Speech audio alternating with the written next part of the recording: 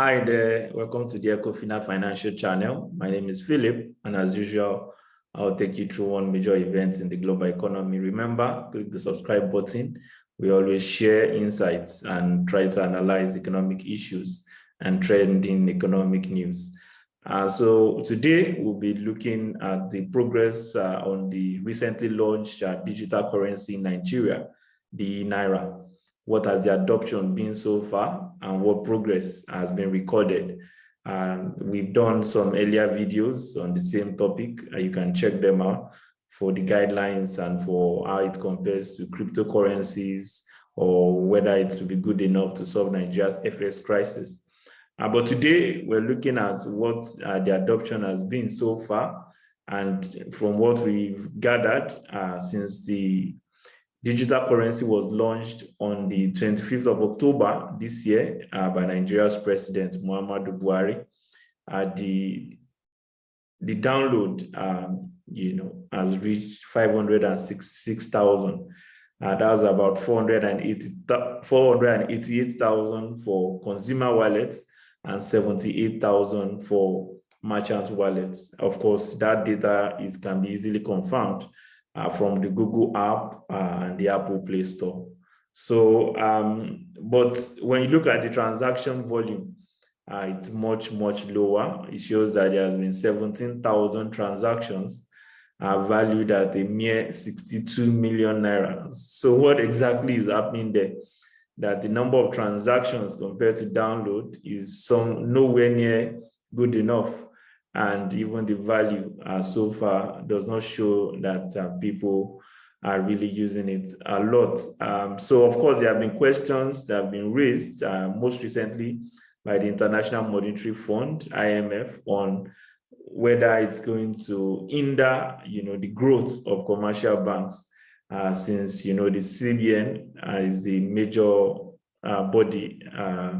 The e-Naira is residents, more or less residents with the CBN. But the CBN has said they've put a lot of measures in place, including daily limits, which should not, affect the commercial banks too much. But it remains to be seen if that will be done. There are some other benefits that they've stated, which we don't know how it will be realized, and part of it includes the ability to collect tax in a better way. Truly, that would be difficult because tax collection at the moment is more or less a function of attitude. It's more a function of, do they really assess the clients as they should? And, is there any backdoor being provided for people who pay taxes? So with the adoption of e-Naira, it remains to be seen how that will really affect tax payments. Of course, there are other risks, including cyber security risk. There's also the operational risk aspect. But the CBN believes that they have that covered and that, that will not really affect much. One of the things they've also mentioned is that it's going to enhance diaspora remittance. We even had some figures of around $29 billion in the next couple of years. I really don't know how that will work because really, even those who collect, who get the diaspora remittances probably even prefer to receive the foreign currency amount first so that they can convert at the prevailing rates. Definitely, many of them don't like to convert at the official rates, which is far apart from the parallel market rates. So saying that it's going to aid diaspora remittance, well, I don't know if somebody would choose to send more dollars if because of e-Naira than they are normally sending. But yes, a lot of things to consider. We understand that the CBN is trying to partner with other fintechs and other payment institutions just to try and drive the adoption of the e-Naira.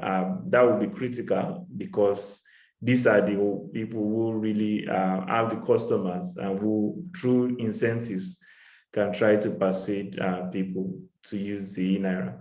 So that's just the updates we have so far. As soon as we get more or understand it more or see how the adoption is driving other goals, including financial inclusion, we will try to keep you updated. But till then, See you next time.